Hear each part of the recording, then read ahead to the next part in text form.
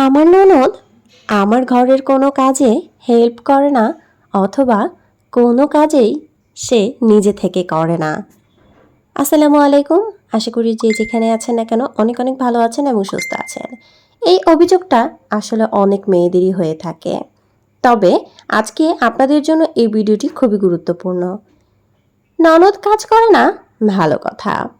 তবে এই অভিযোগটা করাটাও স্বাভাবিক। তবে অস্বাভাবিক কি জানেন? এই অভিযোগ করাটাই। আমিও এক সময় আপনাদের মতোই অনেক বেশি অভিযোগ করতাম। মনে মনে ভাবতাম সে যদি আমাকে একটু হেল্প করে অথবা নিজে থেকে ছোট দুই একটা কাজ আমাকে গুছিয়ে দেয়, তাহলে হয়তো আমার কাজটা একটু সহজ হয়ে যাবে। আমি ভুলবশত তাকে দিয়ে কিছু ছোটখাটো কাজও করিয়ে নিতাম। কিন্তু আমি বুঝতে পারতাম না সেই জিনিসগুলোই আমার অনেক বড় ভুল হয়ে যাচ্ছে। তবে একটা সময় সবাই আমাকে চোখে আঙুল দিয়ে বুঝিয়ে দিল এবং সে নিজেও আমাকে বলে দিল যে আসলেই এটা আমার ভুল ধারণা এবং আমি এই কাজগুলোকে ভুল করছি। তবে আমি যখন থেকে বুঝতে শিখেছি, যখন থেকে খুব বেশি আঘাত পেতে শিখেছি, ঠিক তখন থেকেই আমি শুধরে গিয়েছি। তবে কিভাবে শুধরে গিয়েছি জানেন?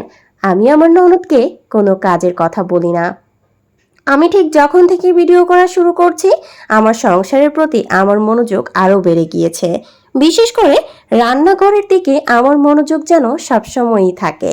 কখনোই আমার মনোযোগ সরেই না, কারণ আমার রান্নাঘরটা অনেক বেশি ক্লিন রাখতে হবে এবং আপনাদের মাঝে খুবই সুন্দরভাবে উপস্থাপনা করতে হবে। এরপর থেকেই আমি কিন্তু ঝকঝকা এবং পকপকা করতে অনেক শিখে গেছি, যেটা আমি আগে বুঝতে পারিনি। সবাই অবশ্যই আমার জন্য দোয়া করবেন। আপনার বাবার বাড়িতে আপনি এখন শুধুমাত্রই মেহমান। বিয়ের পরে একটি মেয়ে তার বাবার বাড়িতে শুধুমাত্র মেহমান হিসেবেই যায় এবং তার স্বামীর বাড়িতে স্থায়ীভাবে থাকার জন্যই চলে আসে। আসলে ক্ষণিকের সময়টাকে আমরা এত বেশি সিরিয়াস করে ফেলি যে আমরা নিজেরাই অনেক বড় বেশি ভুল করে ফেলি। তবে এই কাজটা কখনোই উচিত না। আপনার ননদও এই বাড়িতে মেহমান হিসেবেই আপনার সংসারে আসবে। এটা আপনার ঘর এবং আপনার সংসার। এটা মাথায় রেখে যখন নিজের সবকিছু করে ফেলবেন, তখন দেখবেন আর একটুও খারাপ লাগবে না।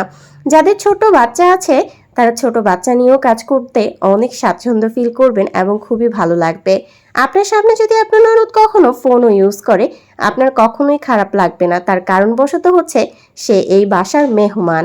আপনি যতদিন আছেন, ঠিক আপনার সংসারটা আপনাকেই গুছিয়ে রাখতে হবে। একটু মনে করে দেখেন তো, যখন আপনি বাবার বাড়িতে ছিলেন, তখন আপনি নিজেও ঠিক আপনার ননদের মতোই ছিলেন। প্রত্যেকটা মা বাবাই মনে করে ননদ কাজ করে না, এখানে তার মা বাবার অনেক বড় কেরিয়ার থাকে সব সময়ই। বলেন তো কিভাবে?